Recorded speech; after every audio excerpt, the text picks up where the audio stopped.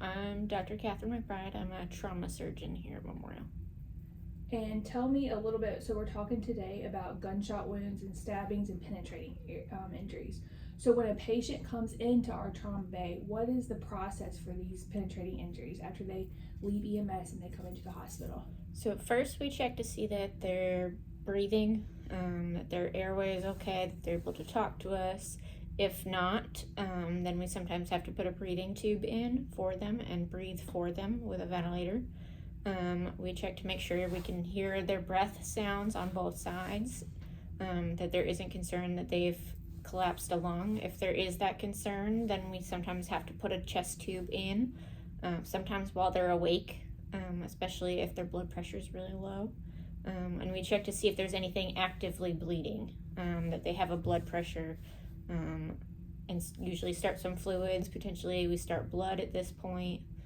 And then we take a look at them kind of head to toe for any wounds and mark all of the wounds. And then we get x-rays that look specifically at the areas where they've been injured, and do usually a quick ultrasound of their belly to look for fluid, because that shows us that they might have an injury inside their abdomen. And approximately how many people are in that trauma bay? Like, is it just a physician and a nurse, or are there multiple people? So there's usually an attending trauma surgeon, 1 to 4 residents, which are physicians that are in training to become general surgeons. There's usually a couple of nurses, an x-ray tech, a respiratory therapist, a pharmacist, and then depending on the age of the patient, there can be also pediatric nurses and staff that are there as well. So there's not much privacy in these rooms? Absolutely no privacy. You come in and we strip you naked. So I know you see a lot of different gunshot wounds and injury patterns. Can you describe a little bit about some of the common ones that you might see with our patients, maybe ages like 13 to 24? What are some common things that you see with them? Most commonly, it's either gunshots to their legs that result in broken legs, and potentially blood vessel injuries that require the police or EMS to put a tourniquet on while you're awake, which is basically a very tight strap that they have to squeeze down until they stop the blood flow to your leg or arm. It's extremely painful. Since you're aware of everything, and it's also, since it's holding all the blood flow back, you potentially can have nerve damage and all of those things from that. A lot of times we'll see broken kind of thigh bones or lower leg bones, because of those. And then we also get gunshots that kind of come in between your neck and your pelvis.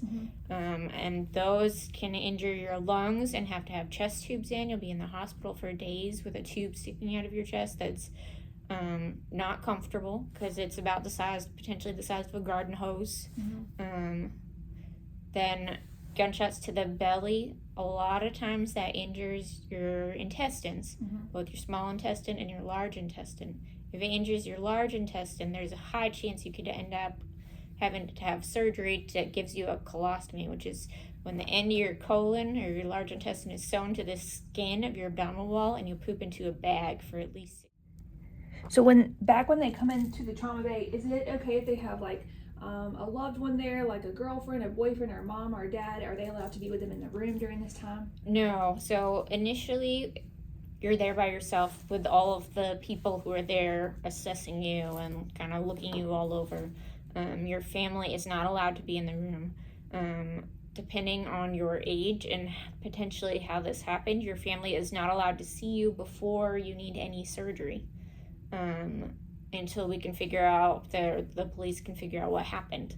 Even sometimes the family isn't allowed back to see you for quite some time.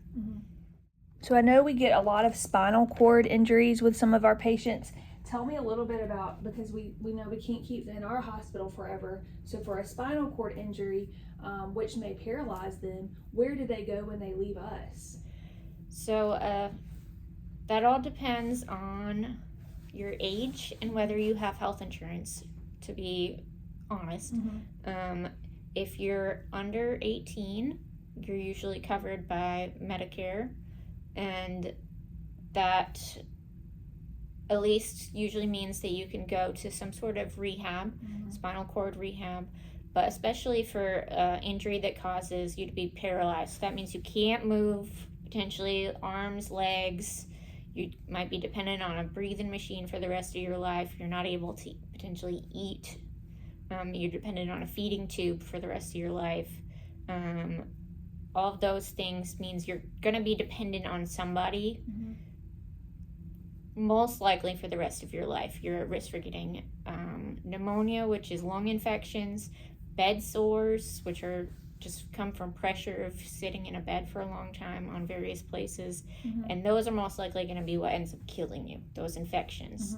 But to get out of the hospital and get to rehab, you need insurance, and a lot of people don't have that, especially as they get up into their 20s, 30s, right?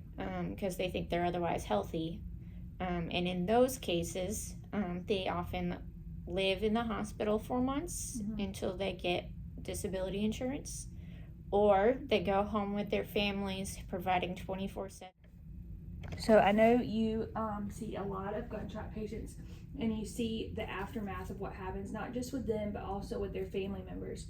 What is your message for our young teens who may be, kind of fascinated with firearms, or maybe using them to solve problems? What's your message from a trauma physician standpoint? Try to stop and think before you use it in any way, shape, or form. Hold it, touch it. It may be loaded.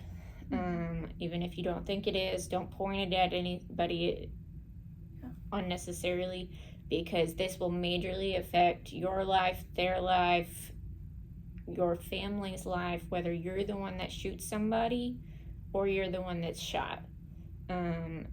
It can lead to siblings having similar issues, and if you don't die from this, your sibling might.